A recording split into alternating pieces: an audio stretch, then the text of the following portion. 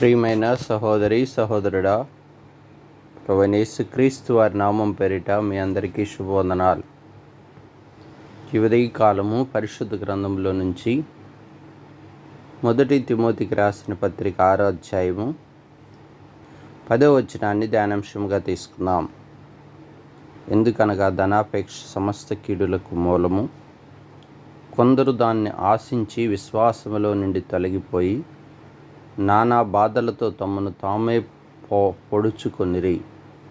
చూడండి ప్రియ సహోదరి సహోదరుడా, ఇక్కడ ధనమును సంపాదించుట, ధనమును ఆశించుట, ధనం గురించి మాట్లాడుతున్నాడు. ఒక్కోసారి మన ఆధ్యాత్మిక జీవితంలో కొన్ని ఆటంకాలు మనం విశ్వాసంలో నుంచి తొలగిపోవటానికి అవి కారణమవుతాయి. చూడండి ప్రియ సహోదరి సహోదరుడా, ధనాపేక్ష సమస్త కీడులకు మూలం. అవును కదా, ధనవంతులగుటకు, ధనమును సంపాదించుటకు, దాన్ని ఆశించి శోధనలోను ఉరిలోను మరి హానికరమైన అనేక దురాశలోను పడేవారముగాను, నష్టములోను నాశనానికి ముంచివేసేదిగాను అది ఉంటుందట. అవును, ధనము మనకి ఎంత అవసరమో అంత మాత్రమే మన అక్కర కొలది దేవుడు మనకు సహాయం చేయాలి. అతిగా ఇచ్చినా ఒక్కొక్కసారి మన ఆధ్యాత్మిక జీవితంలో అది మనల్ని దుష్టుడి చేతికి అప్పగించి బలహీనపరిచి సాతానుడు ఆత్మీయతలో నుంచి దూరపరిచే అవకాశం ఉంది. ఒకవేళ తక్కువ ఇస్తే దొంగలము దరిద్రలం అయిపోయేది, దేవుని సన్నిధి నుంచి దూరమయ్యే అవకాశం ఉంది. అందుకని భక్తుడు కూడా ప్రార్థిస్తాడు, అయ్యా నాకు ఎంత అవసరం అంత ఇవ్వు, ఒకవేళ ఎక్కువ ఇస్తే నేను నిన్ను దూషిస్తానేమో, దేవుడు ఎవరంటానేమో. అవును, మన ఆధ్యాత్మిక జీవితంలో విశ్వాసంలో నుంచి తొలగిపోయే అవకాశం ఉంది, అది మనల్ని పాడు చేసే అవకాశం ఉంది. ఉదాహరణకు పరిశుద్ధ గ్రంథంలో మన పితరులు భక్తులైన వారు దేవుని సన్నిధిలో ధనమును ఆపేక్షించి నశించిపోయిన వారికి ఉన్నారు.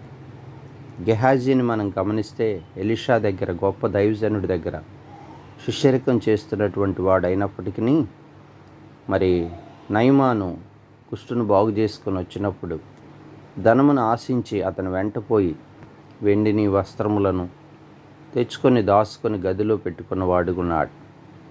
అది తలంచి చూసినటువంటి ఎలీషా తన జీవితంలో గెహాజీని అడుగుతాడు, నువ్వు ఎక్కడికి వెళ్ళావు అని అడిగితే నేను ఇక్కడే ఉన్నానంటాడు.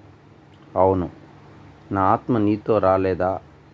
ఒలివ చెట్లు ద్రాక్షవనములను సంపాదించుకున్నటికి ఇది సమయమా? కనుక ధనమును ఆపేక్షించావు గనక నీ దేహమంతా ఈ కుష్టుతో నింపబడిద్దని చెప్తాడు. ప్రియ సహోదరి సహోదరుడా, నిజంగా గెహాజీ తన ఆత్మీయతను పోగొట్టుకుంటాడు. వెండిని బంగారమును ఆశించినటువంటి ఆకాను తన జీవితంలో మరి ఆకోరు లోయలో తన యావత్తు కుటుంబం అగ్ని చేత కాల్చబడింది. నిజంగా పరిశుద్ధ గ్రంథంలో ఇస్కరియోతు యోధ 20 వెండి నాణేలకు యేసుక్రీస్తు ప్రభులు వారిని అమ్మివేసినట్లుగా చూస్తాం. అంత ఆత్మీయులైన వారు ధనాపేక్షలో కీడులో చిక్కుకొని పడిపోయారు. నిజంగా మరి అననీయ సపీరా ధనమును ఆపేక్షించి పేతురు కాలంలో ఒక్కదినమందే నశించినట్లుగా చూస్తున్నాం. ప్రియ సహోదరి సహోదరుడా, నీ జీవితంలో నీవు కూడా అవును ధనమును ఆపేక్షించగాకు. ధనము దురాశలోను మరి నష్టములోను సాతాను చేతికి బందీగాను చేసే అవకాశం ఉంది. అందుకని ఆత్మీయ జీవితంలో అవును అలాగని కష్టపడి మనం ధనాన్ని సంపాదించడం తప్పు కాదు, కానీ దానినే మరి లోభితనముగా దాన్ని ఆశించి దాన్నే మన జీవితపు యొక్క గమ్యంగాను మరి దాన్ని కూడబెట్టుకునే వారముగాను ఆత్మీయులకు అది తగదని లేఖనాలు సెలవిస్తున్నాడు. అవును, మరి మనమైతే మరి దాన్ని విసర్జించి నీతిని, భక్తిని, విశ్వాసమును, ప్రేమను, ఓర్పును, సాత్వికమును సంపాదించుకోవటానికి మరి ప్రయాసపడే వారము ఉండాలి. ఇది విశ్వాస సంబంధమైన వారికి మంచి పోరాటముగాను, నిత్య జీవాన్ని ఇచ్చేదిగాను, మరి దేవుని ఎదుట సత్యసాక్షిగా నిలువబెట్టేదిగాను ఉంటుందని దైవవాక్యం మనకు బోధిస్తుంది. కనుక ఈ లోకములో ప్రియ సహోదరి సహోదరు, నీ ఆధ్యాత్మిక జీవితంలో నువ్వు ఎలా ఉంటున్నావు? ఈ ఉదయకాలం ప్రభు నీతో మనతో మాట్లాడుచున్నాడు, మనతో మాట్లాడుతున్నాడు ప్రభు. నిజంగా ధనమును ఆపేక్షించి ఒక్కొక్కసారి దేవుని సన్నిధిని దూరపరుచుకునే వారిముగా, మరి దేవుని సన్నిధికి దూరం అయ్యే వారిముగా, మరి ఎంతో ప్రయాసతో ధనాపేక్షతో లోకములు కొట్టుకుని పోయేవారిముగా మనము ఉంటే అలాంటి స్థితి నుంచి విడుదల పొందాలని, అది నష్టకరమైనదని, అది శాపగ్రస్తమైనదని, అది కీడులోనికి నడిపిస్తుందని ఉదయకాలం ప్రభు మనతో మాట్లాడుచున్నాడు. కనుక అలాంటి అనుభవంలో నుంచి విడుదల పొందాలి. మరి ప్రభువు సన్నిధిలో కనిపెట్టుకునుండి నీతిని, భక్తిని, విశ్వాసమును, ప్రేమను, ఓర్పును, సాత్వికమును సంపాదించుకునే ఆత్మీయ జీవితాన్ని మనం కలిగి ఉండాలని ప్రభు ఈ దినకాలం మనతో మాట్లాడుచున్నాడు. పరలోకపు ధనమును మనం సంపాదించుకునే వారము ఉండాలి. ప్రభు సన్నిధిలో నిలిచే వారముగా మనం ఉండాలని దేవుడు ఆశపడుచున్నాడు.